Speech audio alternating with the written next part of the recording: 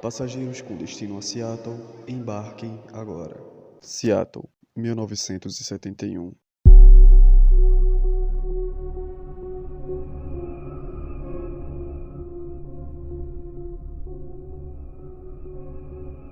Há 51 anos, a aviação comercial assistiu um dos maiores e impressionantes roubos da sua história. Ele se identificou como Dan B. Cooper e usou dinheiro vivo para comprar passagem só de ida no voo 305, com destino a Seattle, no noroeste do país. Segundo testemunha, Dan Cooper era um homem branco, cabelos castanhos, quieto e parecia estar na casa dos 40 anos. Estava sozinho e vestia um terno com gravata preta e camisa branca. Embarcou normalmente, e assim que o avião decolou, pediu a uma das comissárias de bordo uísque e refrigerante.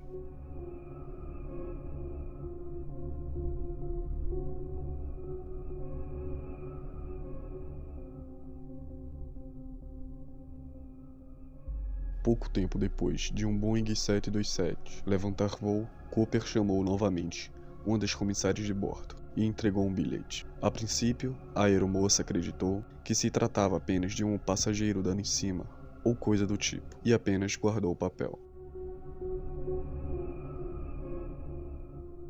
Contudo, o homem a chamou mais uma vez e revelou a verdade. Aquilo era um sequestro. Inclinou-se e sussurrou: "Senhorita, melhor olhar aquele papel." Sem muita pretensão, a comissária desdobrou o papel e leu a mensagem. "Tem uma bomba em minha maleta. Vou usá-la se necessário. Quero que se sente ao meu lado." Atordoada, a comissária obedeceu Cooper. Calmamente abriu a maleta e mostrou a ela uma massa de fios e varas vermelhas, que a deixou apavorada. O homem então mandou que ela entregasse ao comandante uma carta, onde exigia 200 mil em notas de 20, além de 4 paraquedas.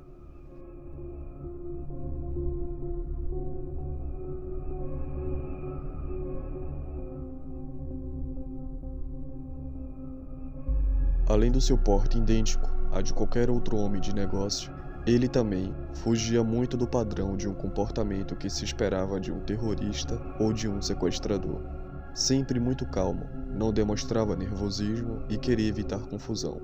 Tanto que pediu para que uma das aeromoças servisse as refeições aos demais passageiros. Assim que soube do que ocorria a bordo, o piloto informou às autoridades. Sob escolta, o avião seguiu seu curso até Seattle, onde pousou às 5h24. O homem era tão calmo, educado, frio e calculista que os passageiros só foram ser informados que o avião passava por um sequestro após o pouso.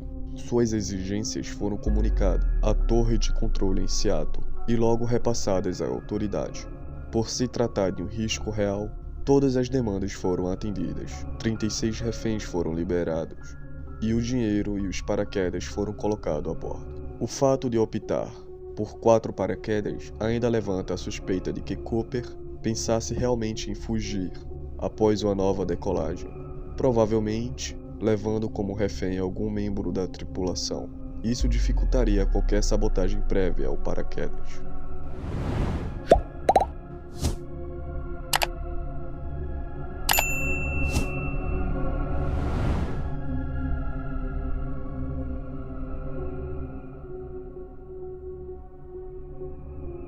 Às 5h24, horário local, a tripulação informou que as exigências haviam sido cumpridas, e 15 minutos depois o 727 pousou em Seattle.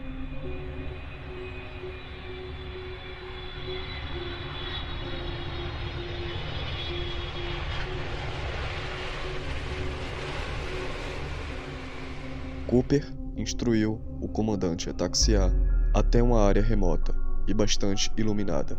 Após o corte dos motores, todas as luzes a bordo deveriam ser mantidas apagadas. Provavelmente Cooper estava querendo evitar a ação de atiradores de elite. Durante o tempo que esteve em solo, Cooper transmitiu à tripulação o plano: decolar, manter o trem de pouso baixado, voando a no máximo 3.000 pés de altitude. Ele ainda solicitou que o avião decolasse com a escada ventral aberta, o que foi prontamente negado pela tripulação, já que isso poderia comprometer a segurança na decolagem. O copiloto, William Hatazaki, informou que, com essa configuração, o alcance ficava restrito a 1.600 km. o que exigia uma escala para reabastecimento. Sem muita demora, Cooper concordou com um pouso em Reno, Nevada.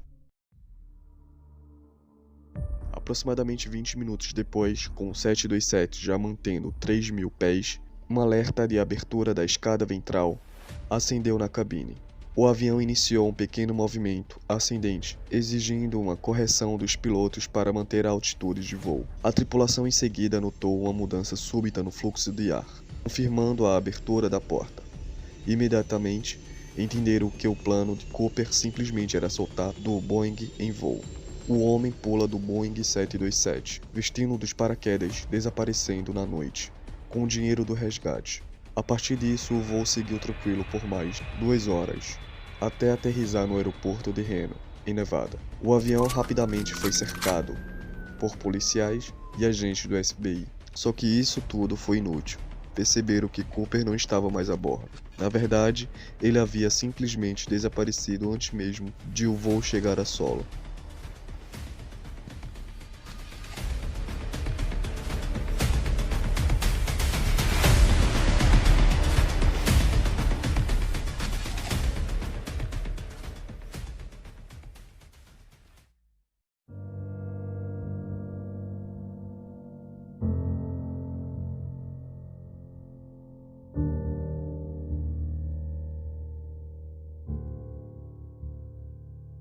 O simples fato de Dan B. Cooper ter desaparecido de um voo já é um mistério e tanto.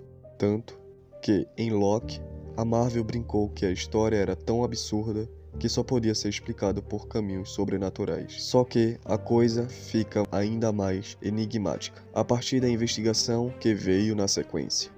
Logo após o voo aterrissar, agentes de segurança passaram a fazer busca na região e no próprio avião. Na aeronave foram encontradas 66 impressões digitais não identificadas, além de algumas das roupas e acessórios usados por Cooper.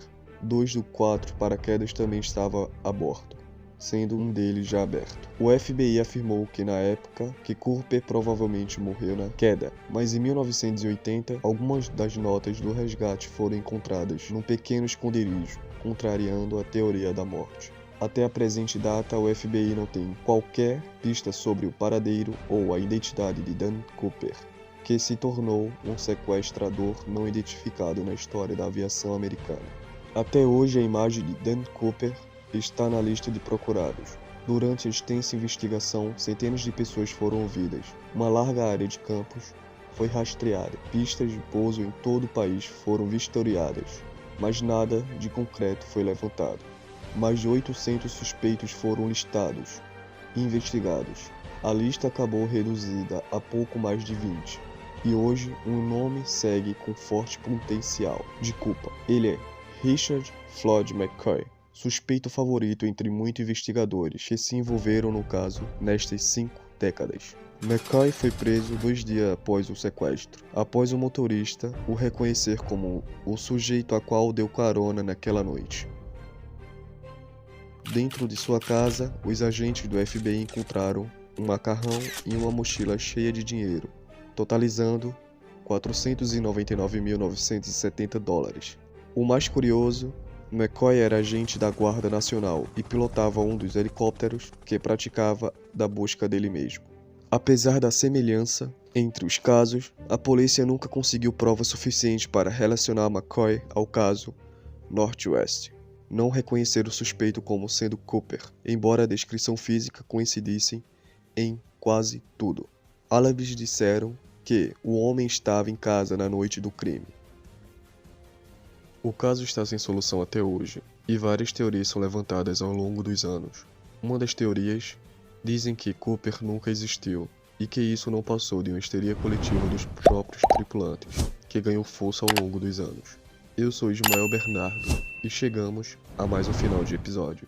Siga meu perfil aqui no Spotify e nas outras plataformas, TikTok e Instagram.